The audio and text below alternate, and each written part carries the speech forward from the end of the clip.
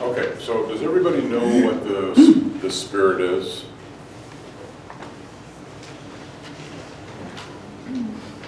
That's a resounding yes. Okay, what is the spirit? Muhammad, what's the spirit? You must know. It's the essence of Allah breathing to us. The breath of Allah. Okay, so everybody, you have a body, right? And in your body, you have what? A heart.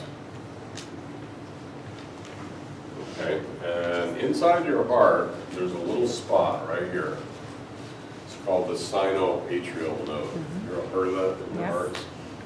Yep. The SA node is your pacemaker. It's where your heart beats from.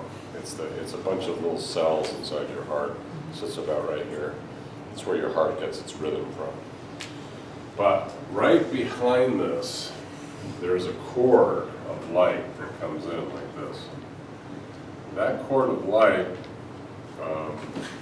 I call your life cord, because your soul attaches to your body through that cord. Okay. Now, at the time of death, your soul is going to pull out of your body. And when it pulls out of your body, that cord becomes thinner and thinner and thinner until all of a sudden it breaks. Okay, and when that cord breaks, it's over for you. Okay. Now, the way I discovered this was back when I used to be a doctor in Honolulu back in the 80s. And one day I was at the, I don't remember the name of the hotel anymore, Hawaiian something. And we had an office there. And they brought this little Japanese man in, old man. And he came in, my nurse was Japanese. And Japanese have really terrible sick rolls. I don't know if you've ever been around Japanese when they get sick, but the idea in Japan is no matter how sick you are, even if you have like a 99.0 temperature, you have to act like you're dying. I mean, this is the Japanese way. So if you're sick, you know, people will come in like get like a 99 fever, oh my God, I'm dying. You know, they'll be laying down in their beds crying. So for a doctor, it makes it really hard because you don't know when they're really sick and not, because they're always sick, no matter what's going on. And if you're somebody who deals with the Japanese a lot, it can be very confusing. So this man walks in and he's holding his heart and he's dying, and my nurse starts yelling at him, and I said, "What are you yelling at him for?" She says, "Oh, and she was Japanese." She says, "They're Japanese, and Japanese do this. He's not sick. He's pretending." You know, this is like my first week in Honolulu, so I don't know. So trying to figure it out myself. So I'm sitting there, and this guy is dying, apparently. And I notice that behind him, here he is like this. He's kind of laying on his side. And I noticed that behind him there's this wiggling in the light body, because I was able to kind of see things back then. And this thing is shaking in the light. I didn't know what it was, but when I tuned into it, I got like, you know, when you get like foreboding chills over your whole body, that's what happened to me. I felt such an incredible sense of foreboding. Like, I didn't know really what it was. I didn't know what it meant, but whatever it was, it scared me. So I said to her, I said, "I think you're wrong." I said, "I think he's dying." She said, "You're crazy." You know, she said, "He's not dying. He's Japanese." So I said, I hope there's nobody Japanese in here, but he says, she says to me, "Just send him home." And I said, "No." I said, "Call 911. And she said, "I said send him home." We had a hard argument. Because my first week, you know, I said, "I'm the doctor, call 911. They came over, the ambulances from Kapiolani's hospital, and Queens actually. They picked him up, got him on the stretcher. He cardiac arrested on the stretcher and died. Okay, so he didn't even make it out of the hotel. All right, so I really learned a really, really important lesson in that situation, which is that this light, this cord that comes out is not a joke. It's a real thing. And when it separates or it snaps over here, this pulls out. It literally pulls out to about a foot out of your body. And when it hits that level and it snaps, the soul leaves the body and it's over. Okay, so I started watching that as a physician because, you know, we're always dealing with people dying sooner or later. And I started really watching life cord issues.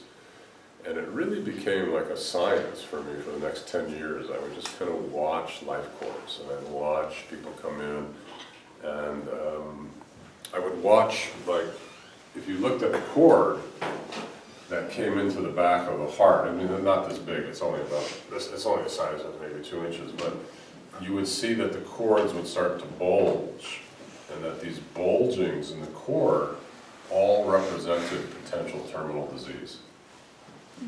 So that by looking at the bulging of the cord, you could actually see terminal disease that was developing in people before they were even aware that they had it. So that became like a really interesting diagnostic thing for me, because I started looking at the cords and I'd start to see a bulge and I'd track it back to the kidney and I knew they had early terminal kidney disease. Or I'd track it back to the heart and I knew they'd have terminal heart disease starting to come in. So this became the second piece for me, which is the understanding of this life cord as a diagnostic possibility, but also as a way of tracking into the body to determine where terminal disease, mortal disease was coming from, and potentially reversing it before it took hold, because you can reverse it if you catch it early enough. So this became the second part, which really had to do with understanding how the life cord moved in and out of the body. Okay.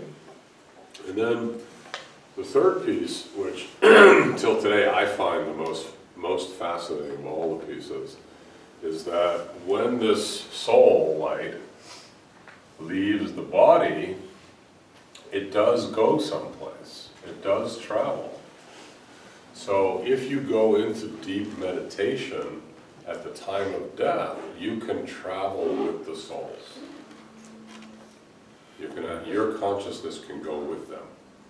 So in a way, you actually can get the experience of death yourself and still be alive. That's a very fascinating way of learning end-of-life issues, because by understanding that end of life, you know, none of us really knows what happens after death, right? I mean, we talk about it, you know, and we all have teachings, you know, monotheism says you go to heaven or hell, you know, the Tibetan and the Hindu say you reincarnate. You know, there's many teachings on end of life, but the truth of the matter is, I would say that almost nobody really knows. The truth is, it's just people parroting what other people have said, and there's actually very little people that have any true experience of death.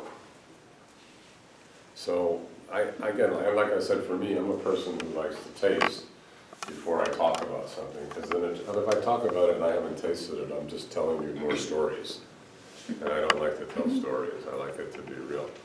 So I want to know myself, and I really don't want to have to ask God to kill me so I can come back and tell you about it. So I have avoided that one.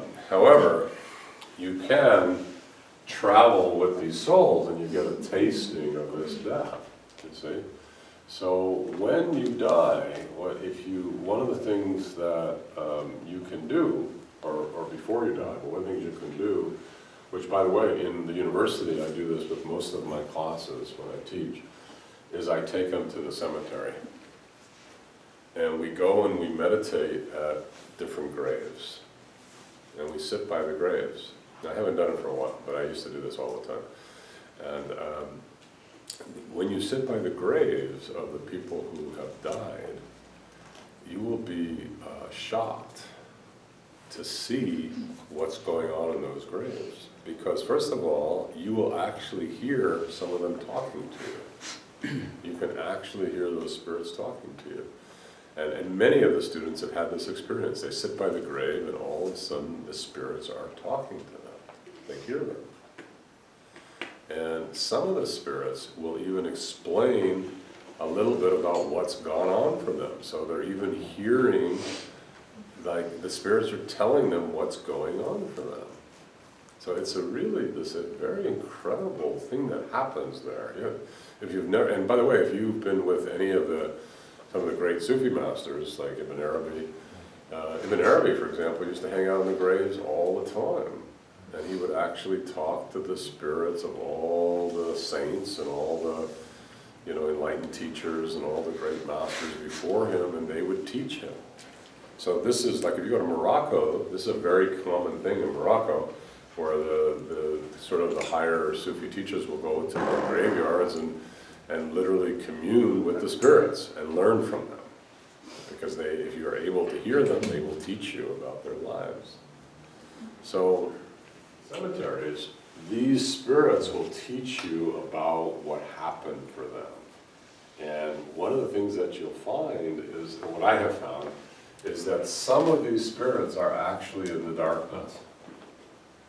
And they're surrounded by dark light, and they're actually in a state of evil.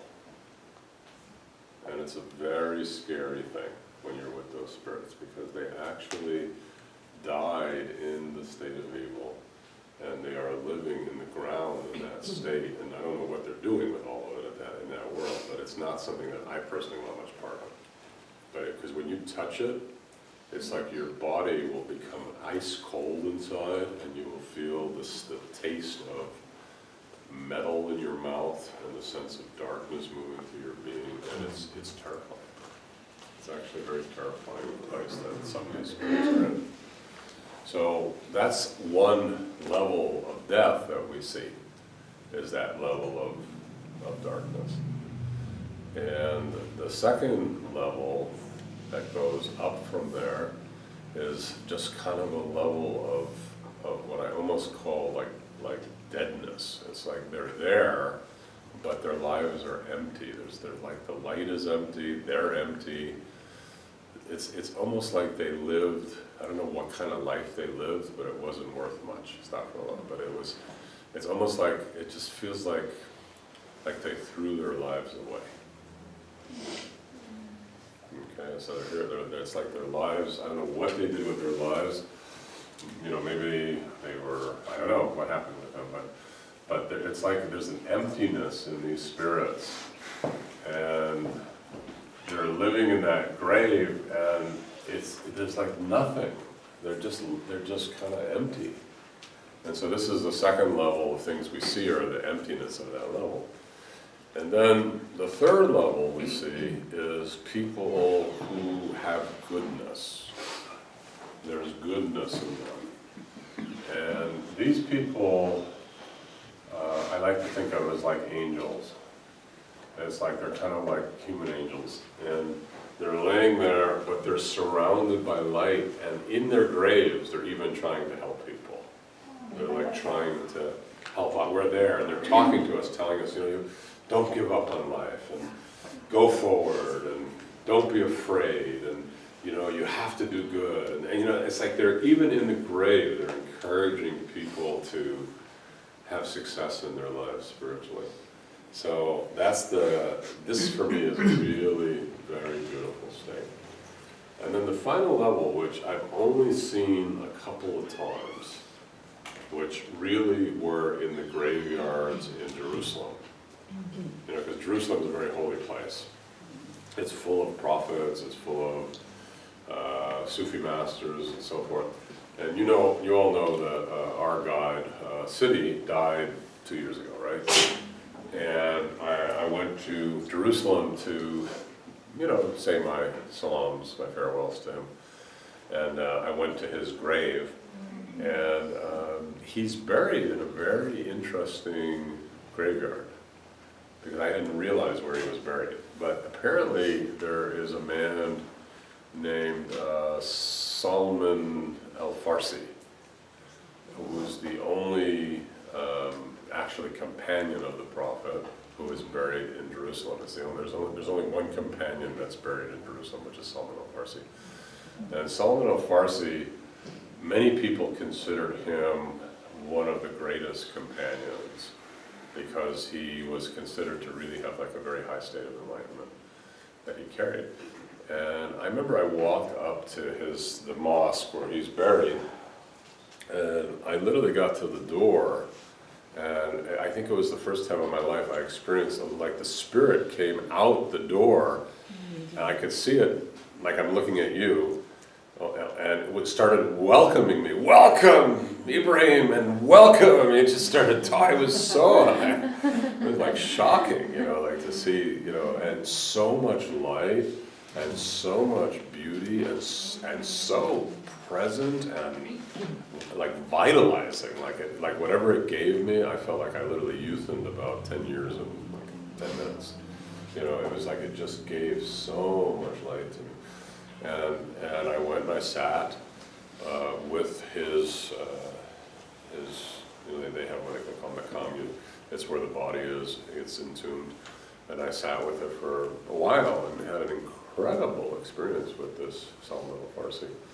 And then at that point, I went to go see Sidi, who's buried in the graveyard where he is entombed. And I understood why Sidi wanted to be there now. And when I got there, he wasn't the only, the whole graveyard was full of the last few hundred years, 500, 600, 700 years of Sufi masters.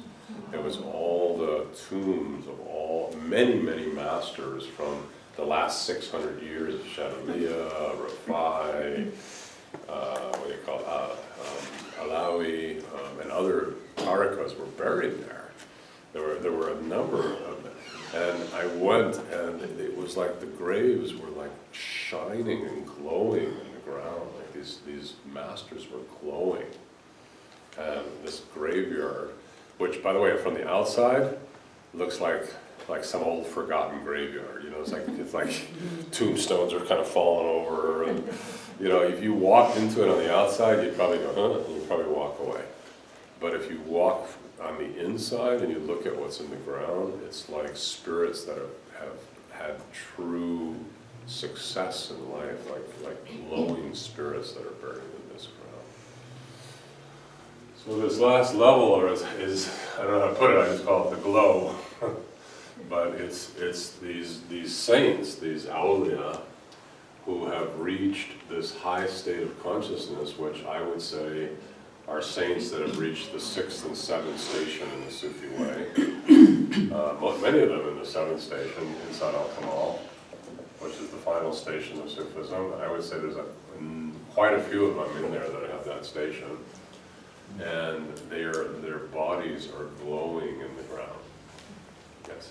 Do their bodies decompose, or does the sign of sainthood that they never decompose? Well, the story is that if you reach this level, you don't decompose. And, I don't know because I haven't, but Sidi said that he had opened a tomb somewhere underneath or near the mosque in Al-Aqsa, and they found bodies that were later genetically carbon dated to be, I think they were carbon dated, but they were supposed to be something like over 1,000 years old, and they had not decomposed one bit. And these were saints. So apparently it's real. I haven't seen it, but that's the story. So if it goes back to us, why am I teaching you all this? Is because, you're living, if you look at our lives, most of us are out here living, trying to make money and survive. We're kind of in the survival mode. And we're trying to survive, and